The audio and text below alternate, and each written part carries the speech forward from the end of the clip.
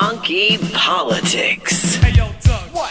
Put your valleys on. Yo, Rick, I was about to, but I need a shoe home. Why? Because the shoes always hurt my thumb. 6 minutes, 6 minutes, 6 minutes, they get fresh, you're on. Welcome back to Funky Politics, the funkiest political show you won't ever smell. I mean, well, sometimes you may smell it. I don't know. Well, I don't smell myself. But anyway, so just getting right into this thing. COVID-19 is still the talk of the world. There's no doubt about it. Our fearless leader, Donald J. Trump Jr. and, of course, Secretary Mike Pompeo, they've decided that they know for a fact that this virus originated in some laboratory in the Wuhan province. And, well, you know what? Yes, it did originate in Wuhan province. We don't know if it was something that was nefarious or not, but leave it up to Donald Trump and also to Mike Pompeo to get together on this kind of thing and decide that, well, you know what? It was nefarious. They tried to do this. Man, come on. Right now we're dealing with something that's killing a lot of our people. And so let's do some service to our country. Let's get our folks healed. Let's get a vaccine for this stuff so we can come from under this damn, well, I'm going to always wash my hands, but God, I hate wearing that damn mask. That's the one thing I hate, wearing that mask. But anyway, Vice President Joe Biden's staff is clamoring to get him out of the basement. This guy has been campaigning from the basement of his house in Delaware. And you know what? He needs to get out there because, number one, I think he's going to weather the storm with this Tara Reid scandal, so to speak. The Democrats are rallying around him, which is good for him. But she's being also heard. I mean, she has an opportunity to talk to a lot of people. She's doing a lot of media right now. She's getting her story out there. So I'm of the opinion that Uncle Joe is going to survive. Now, I don't know if the president can survive by making these outrageous comments about grabbing somebody in the kitty cat, and that's what we say on here on It's Funky Politics, but we also like to keep a clean show, by the way. So if he can get away with grabbing folks in the kitty cat, I would think that this vice presidential candidate may be able to survive this allegation that he is vehemently he's doing it with great passion, denying that he did this. He's denying that he did it. But anyway, we'll see what happens, right? But guess what? Mike Flynn has just been shown some love. General Flynn, that's right, folks, the one who pleaded guilty in federal court before Judge Emmett Sullivan in the federal district court in D.C. He pled guilty and he said he was going to cooperate. And then, of course, he changed his mind. Well, guess what? He just got a Christmas gift early. The president, by tweeting his displeasure with the Justice Department and also the FBI, saying that he thought it was a sham job, it was a hoax. I didn't say they rear-ended this guy, but anyway, they ramrodded this guy. That's another bad term. But anyway, in other words, they're saying that, or at least the president and the attorney general agreed, and so they've decided to vacate or just back away from the sentence. Well, back away from the guilty plea. I don't know how you do that. Judge Emmett Sullivan will have more to say about that, I'm pretty sure. But hey, who knows? This stuff gets goofier by the day. It gets completely goofier by the day. Anything that comes out of D.C. right now, man, I tell you, you got to take it with a grain of salt. Well, you know what? Just recently, we lost some pretty significant people from the music world. And I want to give shouts out to Andre Harrell, who, of course, a not only a music producer, promoter, once member of Dr. Jekyll and Mr. Hyde, rap duo. The brother was deep. The brother succumbed. Of course, they don't know what it is right now, but he succumbed several days ago. And we want to send some shouts out and prayers out to the family. This brother made a difference in the lives of many of us in the African American community with music. He did his thing, and then he was also a great philanthropist as well. Also, Sister Betty Wright, she lost her life as well too. Boy, I tell you, ain't nothing like a Betty Wright song. Boy, make you want to go take a shower after you listen to her singing. But she's gone on now to a better place as well. And you cannot forget, you got to mention this guy. His name is Richard Penniman. You say, who is Richard Penniman? Guy out of Macon, Georgia, who sang Tutti Frutti. That's right, folks. None other than Little Richard. Little Richard answered the call not long ago, and the brother has accepted his crown. He put down the piano, stopped playing the piano, and he put down the musical instruments, and now he's helping lead the band in heaven. So hats off to his family as well. He did a great service to our community and to his people, right? Little Richard and so forth. But I tell you what, man, music won't be the same without these folks right here leaving us, right? But anyway, getting away from all of that, let's talk about today's show. We have on today's show Kimberly Hairston-Hicks, founder and CEO of Beaute Skincare, a company that has launched products formulated for the melanin melanin enriched skin, which I mean, I think she's talking about me, but we'll find out if she's talking about my skin, but I don't know. I think we are talking about my skin. But prior to that, she served as chief marketing officer for a multicultural hair care portfolio supported by Cateron company. She's done work for Unilever, Coty, L'Oreal, and of course Coca-Cola company. Sisters Deep, she's a breath of fresh air in our community, in our country, and she's out there and she's talking skin to me, which I really need to talk about this. My skin is really dry. But anyway, we'll be right back with more Kimberly Hairston-Hicks right here on Funky Politics. Give us just a second. Well, it started off on 8th Avenue when I made up a name called the Funky Politics. Riffin' on jazz. When two friends get together to kick it, About jazz, it's called Riffin' on Jazz. catch us riffing on jazz every week right here on your favorite broadcast or podcast platforms. Riffin' on jazz on the Kudzukian Network. You're listening to Funky Politics. Funky Politics. Funky Politics. Funky Politics. Powered by the Kudzukian Network. Get funky with it. Let's go get them, Chuck. Hey, hey, hey, hey. And we are back with my very special guest, Kimberly Hairston-Hicks. How are you? Welcome to Funky Politics, young lady. Thank you, DC. Thank you. I appreciate you. You know what? I tell you, good beauty. Good beauty. Good, Yes. and I saw how it was spelled. I'm like, wait a minute. I could see that. But anyway, good beauty, skincare. Let's talk about your walk. Let's talk about how you got to your journey, how you got to good beauty. I mean, you didn't just wake up one day and became the CEO of this wonderful company, talking about and helping not only Black women, but also some Black men as well, right? Or people of melanin challenged skin, I'm so assuming at some point, right? Yeah. How did we get there? Not necessarily challenged, just melanin enriched. But I actually have spent about 15 years in the beauty industry. And I've had the privilege of working for some of the titans in the beauty industry like L'Oreal, Coty, and Unilever. But unfortunately, there is an ugly side of beauty. And through my journey, I discovered that people of color, specifically Black women, were not the priority when it came to research, development, and focus on what our needs were. And our needs are slightly different from our Caucasian counterparts. And if nothing else, even if our needs weren't different, we actually spend the majority of all the investment in beauty. I mean, we outspend our Caucasian counterparts 3-1, and yet we're very small on the totem pole when it comes to let's think about her needs or his needs, and that's not being done.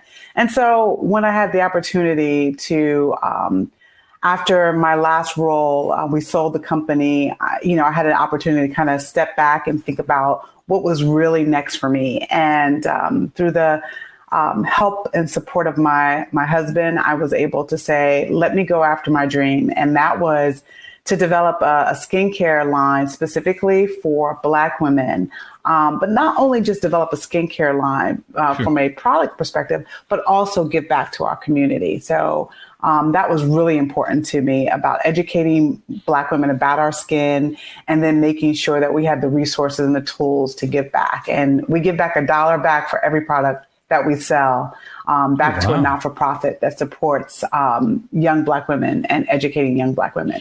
Well, and I want to stay right there when you talk about Black women and women in general. I mean, you came out of corporate America. Yes. And you started your own thing.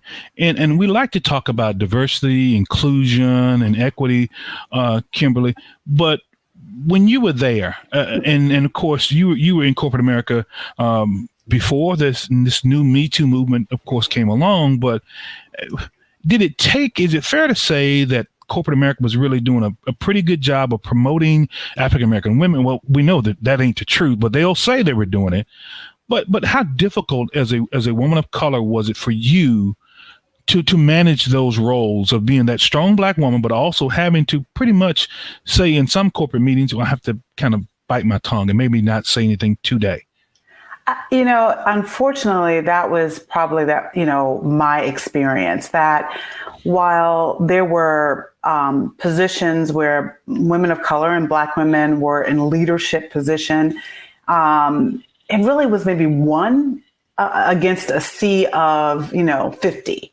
And when you have that one, it is hard for that person. I've had wonderful mentors, so that were presidents of divisions that happened to be Black. One of them was Candace Matthews, and she was the president of one of the divisions at L'Oreal for Saul Sheen Carson. But even in that, she reached to probably one of the highest levels in the company, but her voice was still not heard, in my opinion. And then it was very difficult to continue to pull up those that were coming behind her. And I would, say even after this Me Too movement, that still exists. We have, there are only 4 Black CEOs for Fortune 500 companies in the world. There are probably 4, and maybe a few Black females that are CEOs. I know that Ursula Burns, we always like to talk about her. And, the woman recently that got promoted now to FedEx, Ramona Hood, she's now the CEO of FedEx. Those are great things, but I don't think the playing field will ever be equal until we could stop saying the first, the first, she's the first, yes. Because a lot of times it may be the first and the only. And that's really where it's disappointing. And Me Too might have helped with maybe shining a light on the inequities, but change doesn't just come overnight. But I don't know if the leaders are really willing and committed to changing and having women sit at the forefront, specifically Black women. And you want let's stay there with the beauty and cosmetics piece. Yeah. So they've not always listened to or had market research in our favor, right? So how do you ignore 82% of Black women who say it's important that part of their life is important? 52% of them have some type of skin regimen. How do you ignore that type of market segment? Well, I think they ignore us just like they ignore us throughout society, right? We don't want to go. We just had, a situation in Georgia recently where the young man was, shot. And here's what I want for us to understand. Change won't happen until we decide that it's important for them to change. Meaning, if you're supporting businesses, they should be supporting you. And if they're not, spend your dollar elsewhere. That Black dollar stays in our community, less than a couple of hours. In other communities, their dollar changes hands constantly. And we have to stop that. I was just reading an article recently, and they said we should make Black Friday every Friday where we ask Black people to support Black-owned businesses, period. And I think if that movement could start where we invested into our communities. So recently with COVID, I've been really mindful of where I spend my dollar. I need to make sure that that this is someone that helps my community. And it really is something that we have to change. I'm no longer waiting for someone else to change it for me. It's time for us to make a stand. And I think you're right. Turning that dial over in our communities would help. There's some off the books type of businesses going on in our community where the dollar does stay. But now we're talking about, we ain't going to talk about none. I do not go there. I don't. Oh my gosh. Okay. Only my producer does. But anyway, no. So seriously, but when you talk about like the hairstylists, you talk about the barbershops. Yeah. We're not, and we're going to get into cosmetics, but when you talk about a hair care industry, at $2.5 billion, that data doesn't lie. It does not lie. How does the L'Oreal's and how does some of the Unilevers not say, wait a minute, this is a definite market segment that we have got to get involved in, and we've got to start marketing? Because I remember back in the day where, you had the Ebony magazine, you had Essence, all of that stuff was us. It was the hair care products. It was a skin. It was all of this stuff. Now you got the MAC cosmetics, what I think were designed for our sisters because they really participate with MAC, right? Yeah. But now what about the other ones that just said, we're good. I got this good little market over here, though. Kim. L'Oreal owns several multicultural brands, including a brand that I worked on many moons ago, like Dark and Lovely, that was purchased by Soft Sheen many moons ago. They just purchased Carol's Daughter, an incredible brand. So I think their strategy is to acquire, but acquire someone that has already supported the community and try to leverage that. Even Unilever owns Shea Moisture. So they acquire our brands, and that's maybe their way of investing. But I think that more needs to be done in the sense of if we outspend our Caucasian counterparts. We are the drivers of this overall beauty industry. And we have not been the priority. So for me, with Good Beauty, while I'm a small owned business, my approach was first understand what she needed and develop products that I believe she did based on the feedback, but then go out and test them. And we did home studies where the products went to consumers and they test the products. They did a 30-day, taking the picture, seeing the results. And we went from there. And we didn't have all successes. Some of the products didn't work. And I had to start back again at the drawing board with the chemist. So, but the results are amazing now. We have 3 products that are a vitamin C line, a cleanser, a serum, and a moisturizer, SPF 50, which, not to bring this up again, but Black women, we weren't even educated enough to know that we needed to protect our skin from the sun every day. Only time we use an SPF, most of us, 60% of us, was when we were on vacation with our girlfriends or our families and, or we're going to the beach. No, we need an SPF 30 or above every day and to protect our skin. And before I go there, well, let me stay right there. Okay. So is there any room in this SPF 30 and 50? What about if a Black woman needs it? Doesn't typically a Black man need it as well? Absolutely. Let me say this: men and women and children. So my husband uses all of the products that we developed. And my thought process is that if there's a female in the house, or if you have a sister, a girlfriend, a friend, she most likely is helping you with your beauty needs. But Good Beauty is definitely for men and women, but we specifically are talking to women. But the products, you can use them.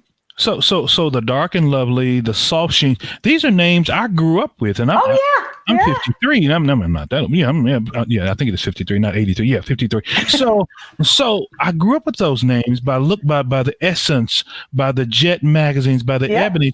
So do we own any of these brands anymore? I mean, is there any? You own yours now. Yes. So the legacy brands, the historical brands that started when John Johnson, of course, Fashion Fair, all those brands, some of them still exist, but I will shout out Luster's products. Luster. Yes. Luster's is still Black owned in Chicago, and shout out, brother. They're doing an amazing job, specifically in hair care. So they're out there. Unfortunately, some of the other ones are not because of getting acquired by bigger businesses and bigger companies, and then kind of losing their way. When I worked in hair care, the last role I had was for on Dr. Miracles and the Johnson's products, which included Soft Sheen. They had S-Curl and all these different brands that Johnson's products own. And I will say Ultra Sheen and those brands were great, but they were purchased by an equity company and then now sold to another company. So once it changes hands so many times, it loses some of its, I will say, Blackness, lack of another better word. Hey, this is funky politics. You can use the term Black on here. I love Black. I love that. Look at me. I'm darker. There you go. I like this color. Yeah, absolutely. Love it. And we celebrate it through Good Beauty every day. And we celebrate women of all shades in our community. So you don't have to be one look to be highlighted. But, I think that there's a need. I think that's the reason so many of us, the small beauty founders, are deciding to get out there and say, listen, you've taken our brand, you've usurped the specialness of that. So let's now create our version of what we think we need. And that's why I think some of the small brands are doing very well because of that. Good. Shout out to Good Beauty. Shout out to Luster. That's Luster's products in Chicago. Yeah. COVID-19. So COVID-19, you're CEO of a company. Yes. This new normal we're in right now. How does Good Beauty adjust to COVID-19 in terms of market demand? Are you guys, in terms of revenue, you up, you down right now? Are you getting by? Because of course, not a lot of people. Well, now we're starting to go back now a little bit more now because a lot of states have opened up. But over the last 60 days, most folks were at home. Yeah, well, my business is a little different because I'm an e-commerce business to begin with, and I do a couple of shops. We're in a couple of boutique stores, but thank goodness, and my consumers have really been supporting me during this time, and our revenue is up actually. Praise the Lord for that. Yes. Thank you, Jesus. I can do the praise dance. Yeah. But I think I had to make a shift. I felt because I am in my own community. I'm in and of my community, so I didn't have the need to sell. I didn't want to go, oh, buy this, buy that, buy this, buy that.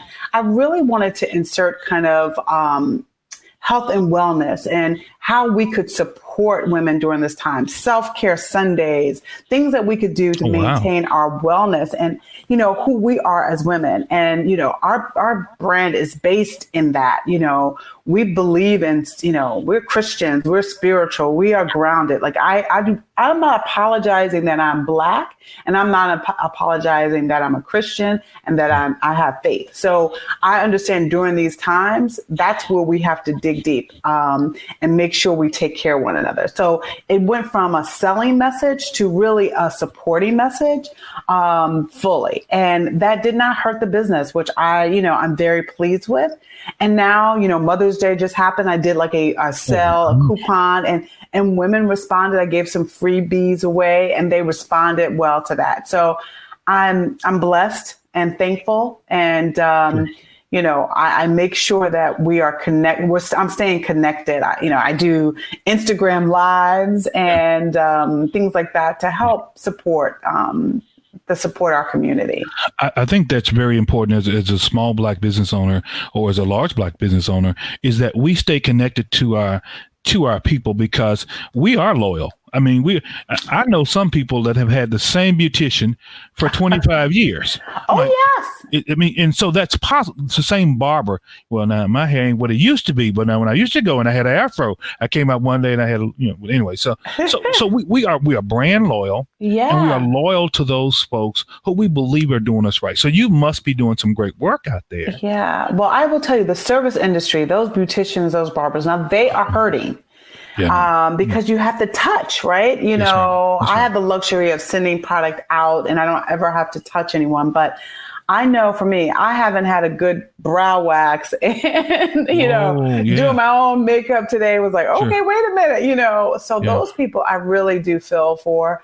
But the way we can still support those service industry people, our beauticians, our barbers, is buy gift cards, right? Yes. If they offer that, I know that one of the people that are been in my my beauty circle are saying, hey, if you could buy a gift card to support me when we're open, come that back. That would help. And that and because we take for granted, of course, those people that make us feel beautiful, look beautiful, but they need us right now. And a way to help them could be, definitely reach out to them and see if there's something that they need, and see if they offer those gift cards and give them out. Buy some if you can and give them out to keep those businesses going. I'm with you on that. I want to stay right there in the business sector. Sure. A 2018 study was out there and said African American business owners represent about 20%. Especially, and of all of that, you have women-owned businesses. That's a 20%. How do we get more women like you thinking, I'm going to step out on faith I've had enough of corporate. I've had enough of hitting the clock. And I know what I'm doing now at home or online is really working well. What was the impetus to tell you that this is the right time? So what advice could you give to young ladies or women or men or young men who said this may be the right time for you to step out there on faith and say, look, go ahead, hang your shingle out. Let's see what happens. Well, I will say kind of two things. The first one was I definitely stepped out on faith, but I had some backing, meaning I had support of a husband that was willing to say, go out to deal with your dreams and don't worry about the mortgage, and that is not always our situation. So let me be mindful of that first. So I've been wanting to start my business for probably 6-7 years prior to even meeting my husband. Right. And I didn't do it because I was dependent on my income. Right. I had a house that I had to pay for. So I did not do it. But what I wish I would have done and what I would tell those who maybe not have that support system would be, if there's something that you're passionate about, start that side hustle. You think you don't have time, you do have the time. Start now, especially now, right? You're in that house, you're locked in with your family or your kid, with whomever. Start that side hustle now, because that really is what's going to drive you in the future. And having a job is great and working in corporate is great, but if it's not your passion, and that's what you have to really, really consider. The second thing was, I didn't just go out without having some background, some knowledge. I've worked in beauty for 15 plus years and I understood the industry. So it was something that I did have knowledge about, that was also passionate about, that I just didn't start out there. And even today, we are growing organically. And it's on my terms. I'm not going out there asking for investors at this moment, because I want to make sure I keep this brand true to what it's supposed to be. But I will definitely we all have something, a gift that we owe to the world, right? Yes. And it is a shame if you sit on it and if you don't bring light to it, because these are the times. Madam C.J. Walker became, a millionaire during one of the greatest depressions of our time then. So there are people that are going to come out of this millionaires, right? And with big opportunities, not only for themselves, but to help our community. And so if you are one of these people listening, I will say, don't sit on that. Let that dream come to life, and it could change not only your life, but really our community. And we need you. We need the gifts from our community. Yes, we do. Shout that out. Yes. Shout that thing out. Kim, before we get out of here, I want to know, how can our listeners, our viewers get to Get Beaute? How can they, is it an online, whatever it is, let's let them know how they can have that skincare guru that you are, how they can have the best products shipped to them. And if we can pay the price to these folks at these big box stores, then certainly we can pay the same price to you. And let's not nickel and dime our folks, because that's how we are sometimes. How can they get to Good Beaute? So you can follow me, of course, on Instagram at Good Beaute, and it's spelled GOODBEAUTE. On Instagram, Facebook, and it's goodbeauty.com. So again, GOODBEAUTE.com. We have a full working website, YouTube channel, Instagram, Facebook. So we're on all the social media platforms and that you can find. And definitely, we are here to support you, our community. We give back, as I mentioned, $1 for every product that we sell to a not-for-profit that supports educating a young Black woman through scholarships and programs, because that is the commitment. That is my commitment, to make our world better. Wow. I had to write something down. You said we all have a gift we owe the world. Yes, we do. I want that to be my mantra for the week, today, the month, the year. We all have a gift, and you're absolutely right that we owe the world. We need to unveil that gift, and I think you've unveiled it here for us today. Kim, thank you so much for being with us here today on Funky Politics. I feel better. I don't feel as funky today. I don't feel as funky because you've told me about the skincare. Now I need to go ahead and order some now. Good Beauty, yes. Yeah, Good Beauty. I will make It'll sure. help that beard and moisturize that beard. Right? You'll have that Good Beauty glow. But will it turn it back black? That's what I'm looking for. Will it turn it back? I am not about miracles. Lord have mercy. Jesus, let me get this woman out here. Lord, thank you so much for being with us here on Funky Politics. We've had a great time with you. Please do come back again. All right? I will. Anytime you need me. Thank you, Kimberly. Stay well, all right? You too. Bye-bye. Ladies and gentlemen, the most incredible H.O. The whole funk. I feel good and make love good. Oh. Nothing but the funk. R&R on Sports. Brother Rashad McCants, welcome to R&R on Sports. Thanks for having me, brother. It's R&R on Sports. Let me tell y'all right now, Kimberly Hairston-Hicks is the truth. Good Beauty is the truth, folks.